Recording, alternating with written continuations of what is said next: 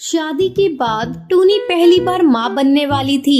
एक दिन टूनी चिड़िया और उसका पति चिंटू अपने आने वाले बच्चे के बारे में बात कर रहे थे।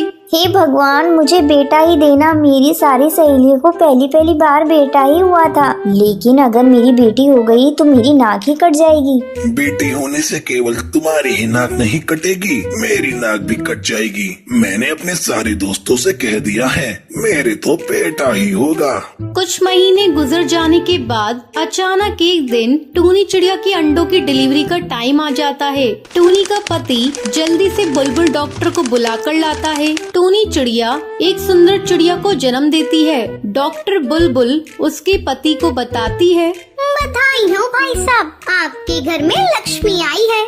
इतना सुनते ही टूनी चिड़िया का पति गुस्से में टूनी के पास जाता है। जिसका डर था वही हो गया। मुझे माफ कर दिए जी, अगली बार ऐसा नहीं होगा। अगली बार जरूर बेटा ही होगा। समय तेजी से गुजरने लगता है। 5 साल गुजर जाने के बाद टूनी चिड़िया एक बेटे को जन्म देती है। एक दिन टूनी चिड़िया टुनटुनी से कहती है, टुनटुनी, जाकर अपने भाई के लिए गर्मा गर्म खिचड़ी लेकर आ। लेकिन माँ, मुझे भी थोड़ी खिचड़ी दे दो ना। चुप कर करमजली, तू खिचड़ी खाकर क्या करेगी? हर वक्त अपने भाई के खाने पीने पर आंख गड़ाए बैठी रहती है। तुझे मैंने कहा ना, जाकर किचन से गर्मा गर्म खिचड़ी लेकर आ। तेरा भाई खिचड़ी खाकर मजबूत बनेगा, तभी तो बड़ा होकर कमाने जाएगा। लेकिन तेरा क्या, तू तो बड़ी होकर पराए घर चली जाएगी, कमाकर तो मेरा बेटा ही खिलाएगा। टुनटुनी चिड़िया किचन में जाकर खिचड़ी गरम करने लगती है। जैसे ही टुनटुनी खिचड़ी उतारने लगती है, उसका हाथ जल जाता है और उसके हाथ से खिचड़ी का पतीला गिर जाता है। माँ, मेरा हाथ जल गया। माँ देखो, मेरा हाथ जल गया।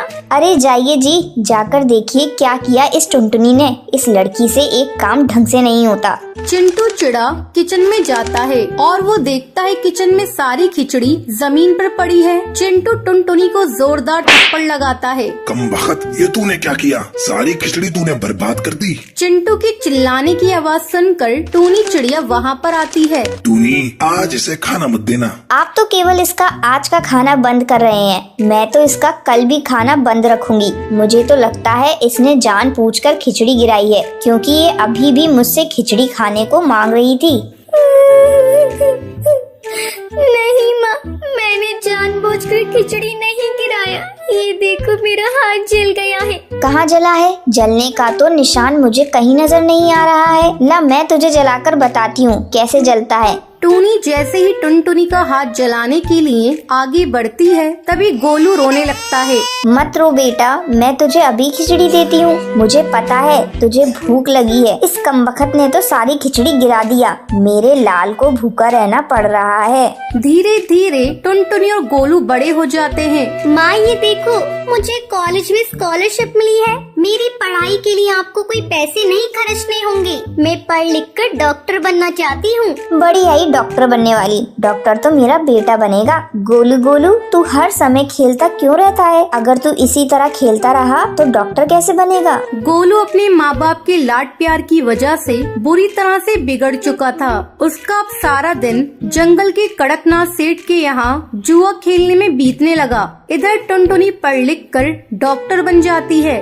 टुनटुनी बेटा, मुझे माफ कर दे। मैंने तेरे साथ बहुत बुरा बर्ताव किया। मैंने अपनी सारी जमा पूंजी इस नालायक के ऊपर लुटा दी, लेकिन ये तो आवारा निकल गया। टूनी को ये समझ आ गया था कि बेटा और बेटी में भेदभाव करना गलत है। उस दिन के बाद से टूनी अपना सारा प्यार टुनटुनी पर लुटाने लगती है। तो ये थी आज की कहानी। आज के लकी विनर्स के नाम ये रहे आपके स्क्रीन पर। आज का सवाल ये है, टुनटुनी बड़े होकर क्या बनना चाहती थी? अगर आपको पता है तो आप हमें कमेंट करके जरूर बताएं। लकी विनर के नाम कल की वीडियो में दिखाए जाएंगे। अगर आपको ये वीडियो पसंद आई हो तो इसे लाइक और ऐसी कहानियाँ देखने के लिए मेरे चैनल को सब्सक्राइब करना ना भूलें।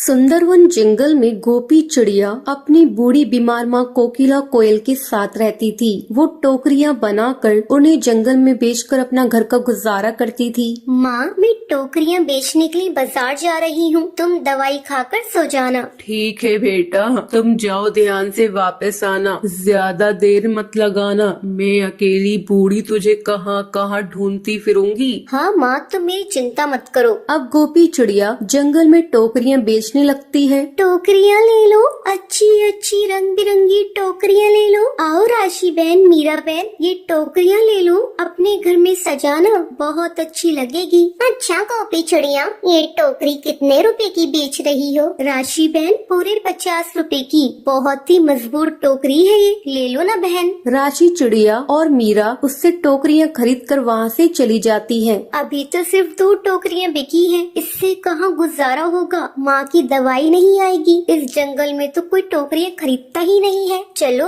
आज मैं पास वाले दूसरे जंगल में जाती हूँ, कहीं वहाँ कोई पक्षी खरीद ले। ये कहकर गोपी चिड़िया वहाँ से जंगल चली जाती है। टोकरियाँ ले लो, रंग बिरंगी टोकरियाँ ले लो। तभी वहाँ पर एक बाज आता है जिसका नाम जिगर था। वो गोपी चिड़िया को तंग करने लगता है। ओए होए, ए चिड़िया, कहाँ जा रही है तू? लगता है इस जंगल में तुम नई आई हो। जरा मुझे भी दिखाओ कैसी टोकरियाँ बेच रही हो। जिगरबाज गोपी चिड़िया को तंग करने लगता है। बचाओ, कोई मुझे बचाओ। जिगरबाज, मुझे जाने दो, मैंने तुम्हारा क्या बिगाड़ा है? कोई नहीं आएगा तुझे बचाने।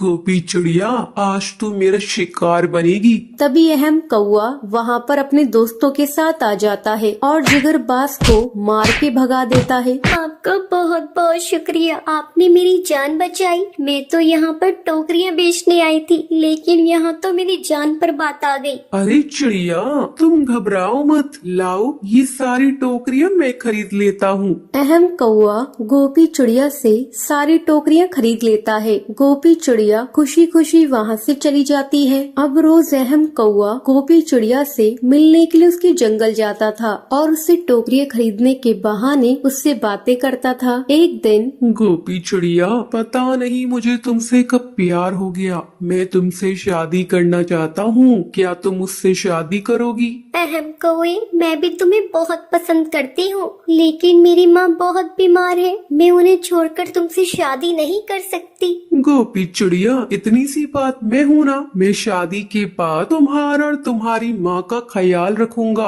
अब तो तुम मुझसे शादी कर सकती हो ना? हाँ अहम कौए, तुम बहुत अच्छे हो, मैं तुमसे शादी करने के लिए तैयार हूँ। अब अहम कौआ और गोपी चिड़िया की धूमधाम से शादी हो जाती है। अहम कौआ गोपी चिड़िया की माँ कोकिला कोयल का इलाज करवाता है। कुछ ही दिनों में वो बिल्कुल ठीक हो जाती है। तो ये थी आज की कहानी। क्या आपको पता है गोपी चिड़िया की सारी टोकरियाँ कौन खरीदता है? अगर आपको पता है तो आप हमें कमेंट करके जरूर बताएं। अगर आपको ये वीडियो पसंद आई हो तो इसे लाइक और ऐसी कहानियाँ देखने के लिए मेरे चैनल को सब्सक्राइब करना ना भूलें।